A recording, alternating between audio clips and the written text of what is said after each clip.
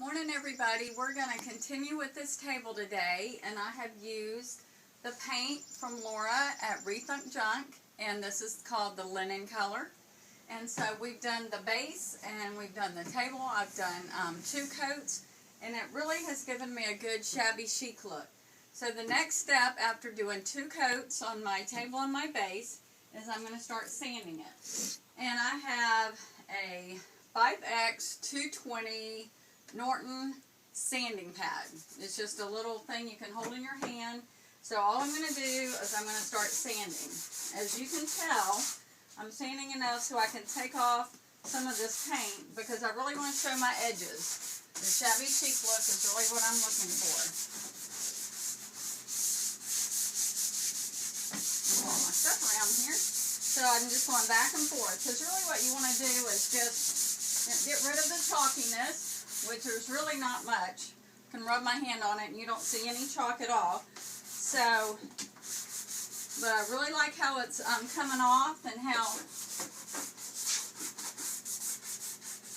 it's going to give me that vintage look that I really want for this table. So that's what you do in this step. You just take, you don't have to really go in any direction. I just kind of follow the way I painted. And you're going to see some of the grain from the table below, but in a vintage look, that's really what you want. So we'll go on to the next step. Hey there, we're finishing up this table now. What I have done is I've put 2 coats of paint on the top, and then I've let that dry, and I've given it a little sand. And what I did to sand it down was I used a Norton 5X 220, and then I used a 180. And I also used this little thin pad that I got at Home Depot that is a 180. And I just took it over the whole table. I've already sanded it, but I just wanted to show y'all really quick how I antiqued the edges with my sanding, and I just really gave it a vintage look. But I just took and I went over the whole thing and I sanded it. And when I wanted to rough it up a little bit more, I took a 150 or a 180, and I really went into those edges and made it, and I gave it that vintage look.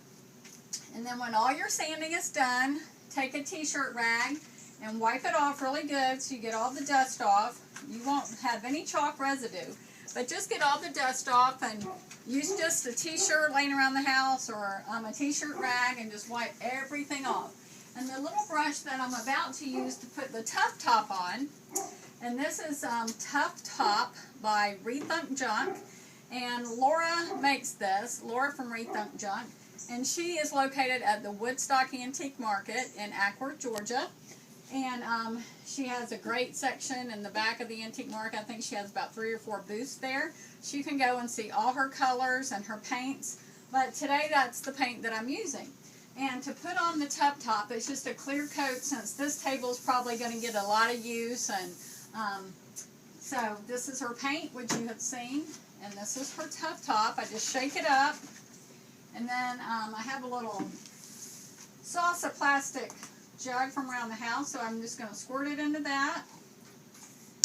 And it's going to go on clear and it's going to dry clear, so you really don't have to worry about is it going to show up or is it going to cake. But you just want to put on a little bit at a time. You want to take it, and I'm using my Home Depot shortcut brush that has flexible edge, and I'm just going to go back and forth and just put this clear coat on. I want to go around my edges.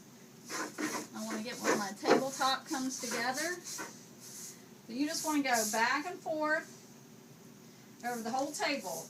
And it's going to dry to a finish that you can't even see. But when you run your hand across it, it's going to be very smooth. And that is the finish of this table. I'm going to bring up the chairs now so y'all can see what I did to the chairs. If y'all have any questions at all, please email me at rusticstuffofthesouth@gmail.com, and I'll answer any of your questions, or just message me on my Facebook at Rustic Stuff of the South on Facebook. Thank you.